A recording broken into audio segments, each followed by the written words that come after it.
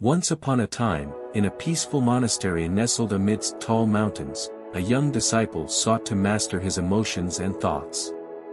He had heard of the great wisdom of his master, a monk who had spent years meditating in solitude, achieving a state of profound peace and clarity. Young disciple, burdened by constant overthinking and emotional turbulence, approached the monk with a humble request. "Master," young disciple said, bowing respectfully, "I wish to be free from my emotions and control my mind.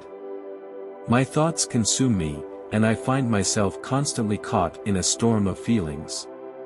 How can I achieve the peace and mastery you possess?"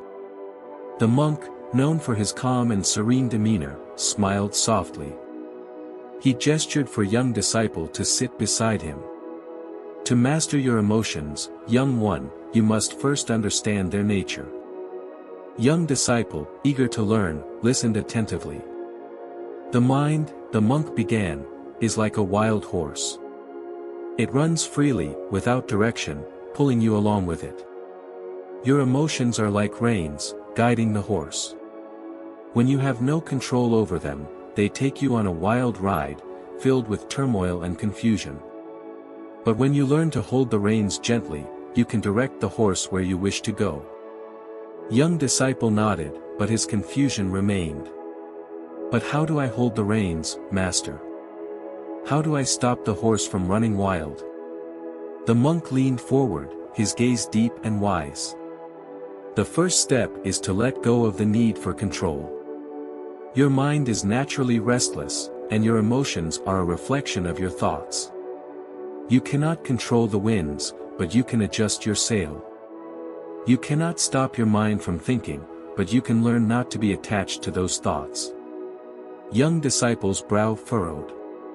"But master, I cannot stop myself from feeling anger, fear, or sadness. These emotions take over me." The monk nodded, his voice gentle but firm. "Emotions are not your enemy, young man. They are a natural part of your being. But when you identify with them, when you believe they are who you are, they overwhelm you. Instead of rejecting or suppressing your emotions, learn to observe them without attachment. See them as passing clouds in the sky. They come and go, but you remain untouched." Young disciple sat quietly, contemplating his master's words. The monk continued, "To master your mind, you must practice mindfulness. In every moment, observe your thoughts and feelings without judgment. When a thought arises, simply notice it. When an emotion appears, acknowledge it. But do not let it dictate your actions. You are not your thoughts, nor are you your emotions. You are the awareness that observes them." Young disciple took a deep breath, feeling a sense of peace beginning to grow within him. The monk then gave young disciple a task. "For the next 7 days, sit in silence and observe your mind. Do not try to change anything, but simply notice the thoughts and emotions that arise. Do not react to them. Simply observe and let them pass." Young disciple accepted the challenge with determination, spending the next week in stillness, observing his mind like a distant observer. At first, it was difficult. Thoughts and emotions would surge within him, but he reminded himself to simply watch, not react.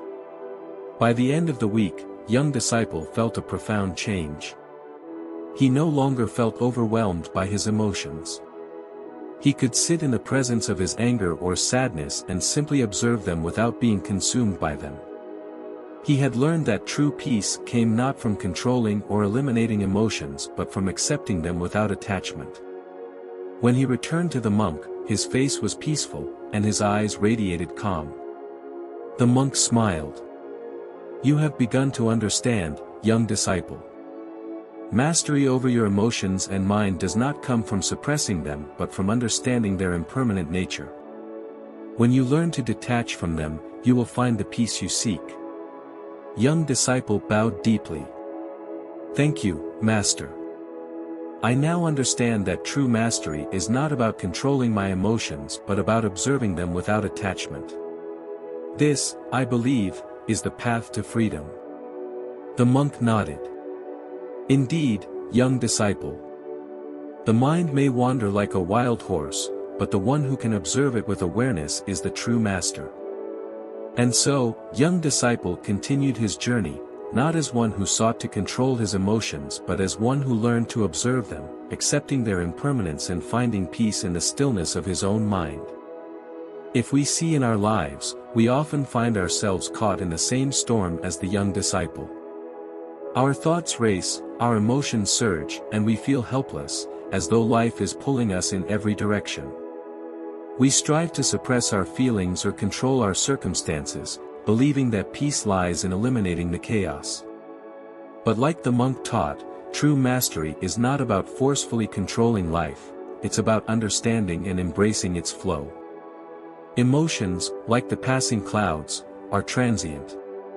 They come and go, and no matter how strong they feel in the moment, they are not permanent. When we stop identifying with them, when we cease to see anger, sadness, or fear as who we are, we free ourselves from their grip. Life will always bring challenges, but our power lies in how we respond to them. Learning to observe without attachment doesn't just bring peace, it gives us clarity and strength. It allows us to face life's trials with resilience, finding wisdom even in pain and growth even in adversity. When we accept our emotions as part of the human experience, we open ourselves to the beauty of life in all its shades. So, the next time you feel overwhelmed, remember the monk's lesson: you are not your emotions or thoughts, you are the observer.